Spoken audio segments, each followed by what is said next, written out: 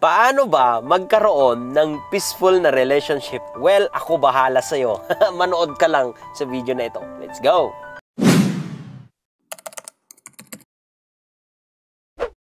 Sana po wala kayong matututunan sa video na ito. Proceed na tayo.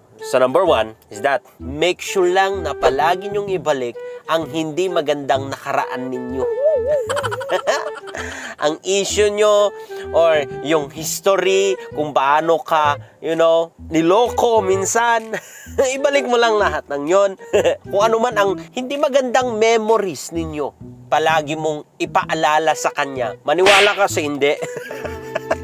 Magkakaroon ka ng peaceful na relationship.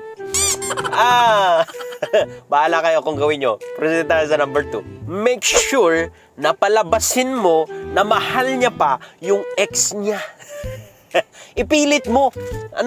Kahit na sinasabi niya na hindi ko na nga mahal yung ex mo, make sure na manalo ka. Gawin mo ang lahat. Maghanap ka ng ebidensya para lang magmukhang manalo ka na mahal nga niya yung ex niya.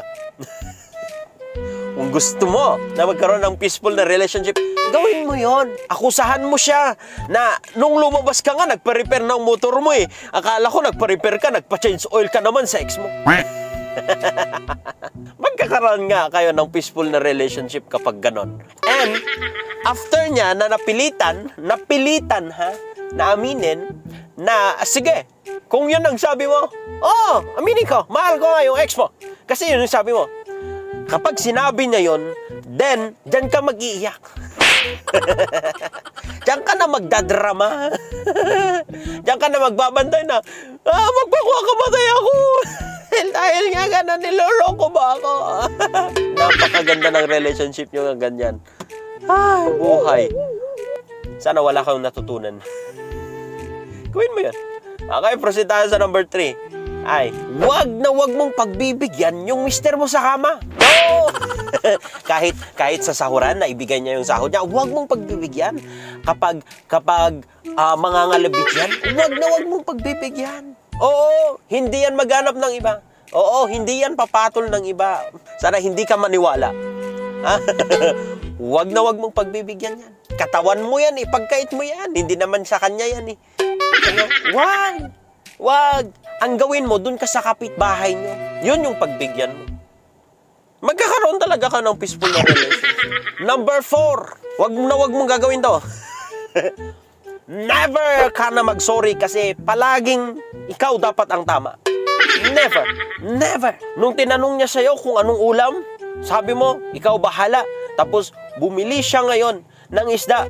Tapos, nung niluto, sinarapan naman, iniharap sa'yo para kakain na. Sabi mo, ayaw ko ng isda. Huwag kang mag-sorry kasi siya yung may mali dyan. Bakit kasi isda yung binili? Ang sabi mo, ikaw bahala. Oo, ganon yung gawin mo. Basta awayin mo lang siya. Magkakaroon talaga kayo ng peaceful na relationship. Never say sorry. Never say yung positive side niya. Panay negative yung sabihin mo sa kanya. Yung mga mali niyang nagagawa, yun lang ang makita mo sa kanya. Maniwala ka, magkakaroon ka nga ng peaceful na relationship. Sana wala kang matutunan. Ito, matindi number 5. Gawin mo ito talagang good day na good day. Yung asawa mo, paggising niya pa lang ng umaga, awayin mo na agad. Mag-ingay ka na agad. Magreklamo ka na agad. Paggising niya ng umaga, sabihin mo agad lahat ng kailangan niyo. Wag mo siyang ipagtimplahan ng kape. Wag mo muna siya ipagluto. Make sure na awayin mo muna. Make sure na ipaalala mo ang kanyang pagkakamali. Make sure na ipaalala mo muna ang kanyang kasalanan. Make sure na ipaalala mo muna yung kanyang ex. Make sure na gawin mo yon. Awayin mo agad. Kagigising pa lang niya. Imagine that, After na hindi mo siyang pagbigyan, tapos awayin mo before matulog, and then aawayin mo paggising, napakaganda yan. Magkakaroon kayo ng masayang relasyon. Oh! Sana wala kang matutunan. Magreklamo ka agad dahil kurang yung pera, kulang yung allowance, walang pambili ng ganito, walang pambili ng ganito. Magreklamo ka. Yun ang tama. Gawin mo yun. Magkakaroon ka nga talaga ng masayang relasyon. Ito, matindi. Number 6. Gawin mo ito. Ipagkalat mo sa mga kapitbahay nyo, sa mga kaibigan niya, na hindi siya magaling magromansa.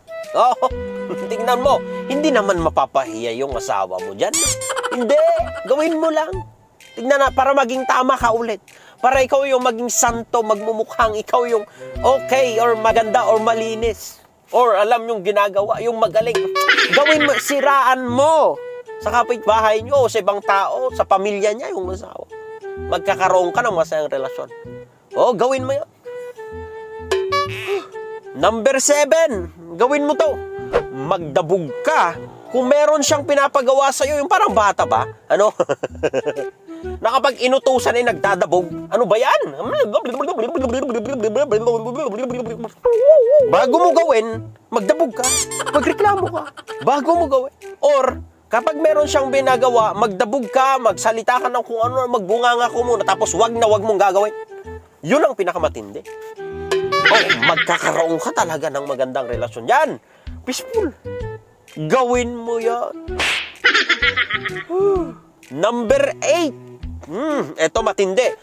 Kahit pagod siya, maglaba, magluto, maghugas, siguraduhin mo siya lahat ang gagawin. Maglinis, magayos, pakainin yung mga bata, yung mga aso, mga animal ka.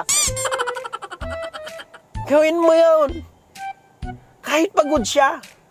Ang mahalaga, andun ka nagsiselfon. Sayang naman yung pinapanood mo, hindi mo makuha lahat yung kwento, baka hindi mo maintindihan. Hayaan mo. Kahit pagod na pagod yan sa trabaho, pag uwi, dapat siya yung magluto. Magkaroon ka talaga ng masayang relasyon. Happy ever after yan. Gawin mo yan. Ano? Parang awa mo na. Sana wala kang matutunan. Eto, matindi. Matindi. Kapag nakuha na niya yung kanyang magandang tulog o nakabuelo na siya sa pagtulog, make sure na mag-ingay ka sa labas. Disturbuhin mo siya. Ano? Kalampakin mo yung mga kaldero, mga kutsara, magdabog ka. Iyon mo yung malakas na music. Paiyakin mo yung mga bata. Gawin mo yon. Tignan ko kung magtatagal pa yung relasyon nyo. Magkakaroon ka nga ng peaceful talaga na relasyon. Samantalahin mo na mag-ingay kapag tulog siya.